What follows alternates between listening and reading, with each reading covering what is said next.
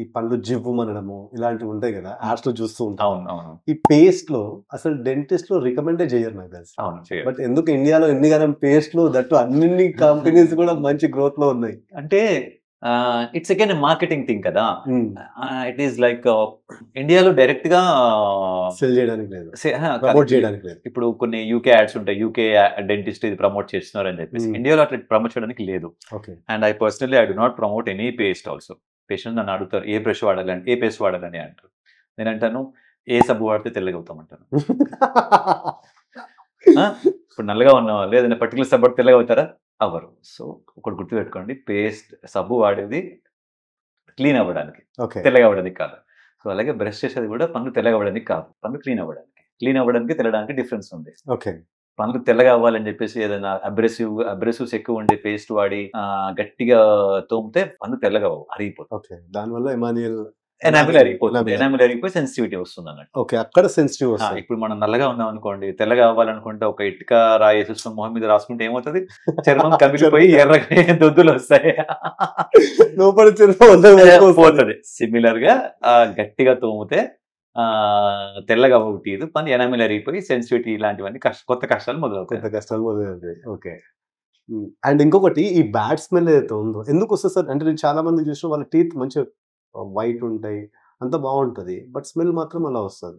Bad smell వచ్చింది అంటే కేవలం టీత్ ఒకటే కారణం కాదు, గమ్స్ కారణం కూడా కాదు. జనరల్ గా టీత్ నుంచి స్మెల్ రావడం చాలా అరుదు. టీత్ కి బోన్ కి మధ్యలో గమ్స్ ఉంటాయి కదా, ఈ గమ్స్ మొత్తం పాచి పేరుకొని పోయి అవి సరిగ్గా క్లీన్ చేసుకోక వాటి నుంచి స్మెల్ వస్తాయి. కానీ కొంతమంది ఉంటారు, మంచి ఎక్సలెంట్ గమ్ హెల్త్ ఉంటుంది, ఎక్సలెంట్ డెంటల్ హెల్త్ ఉంటుంది, ఎక్సలెంట్ డెంటల్ వగ్ర టింకర్ ఉంటుంది, స్ట్రైట్ ఉంటాయి, అయినా కానీ వాసన వస్తుంటుంది. అంటే దాని అర్థం వాసన నోటి నుంచి కాదు, కడుపులో నుంచి అన్నట్టు. వాళ్ళకు గ్యాస్ట్రో ఇంటెస్టైనల్ ఇష్యూస్ ఉంటాయి అన్నట్టు. సో అలాంటి వాళ్ళు మా దగ్గరకు వస్తే ఏం చేస్తామంటే, డెంటల్ అంతా పర్ఫెక్ట్ ఉంది, ఫైన్ ఉన్నది, ఇతనికి ఏమి cavities, plaque buildup, gums issues ఏమీ లేవు, and we refer them to gastroenterologist. So అక్కడ ఏమో ప్రాబ్లం ఉందా అని చెప్పేసి అన్నట్టు. జనరల్గా ఏంటంటే కడుపు లెవెల్ పైన ఏమైనా ప్రాబ్లం ఉంటేమో నోట్లో నుంచి వాసన వస్తుంది. కడుపు కింద అంటే పెద్ద పేగు చిన్న పేగు దగ్గర ఎక్కడ ఇష్యూస్ ఉంటే బయట నుంచి కింద నుంచి వాసన వస్తుంది అన్నట్టు. సో ఇవి సార్ట్ అవుట్ చేసుకోవాలి అన్నట్టు.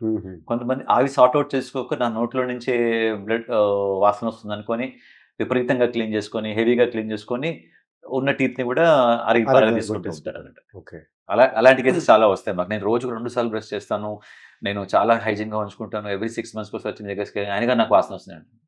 డెంటల్ ప్రాబ్లం కాదండి, go to general physician are gastroenterologist. అంటే ఆ రోజు నైట్ ఏమన్నా వేరే మసాలా ఫుడ్ తిన్నప్పుడు అలాంటి ఇష్యూ వచ్చి మార్నింగ్ ఇది ఏమైనా వచ్చే అవకాశం ఉందా? అలాంటి ఏమైనా స్పెసిఫిక్ ఫుడ్ తిన్నప్పుడు దాని ఎఫెక్ట్ హార్డ్లీ 1 or 2 days ఉండాలి, అంతకంటే ఎక్కువ ఉండకూడదు. Not even one day, half day ఉండాలి అంతే. అంతకంటే ఎక్కువ ఉంది అంటే దాని అర్థం issue is in down the mouth, not just in the mouth.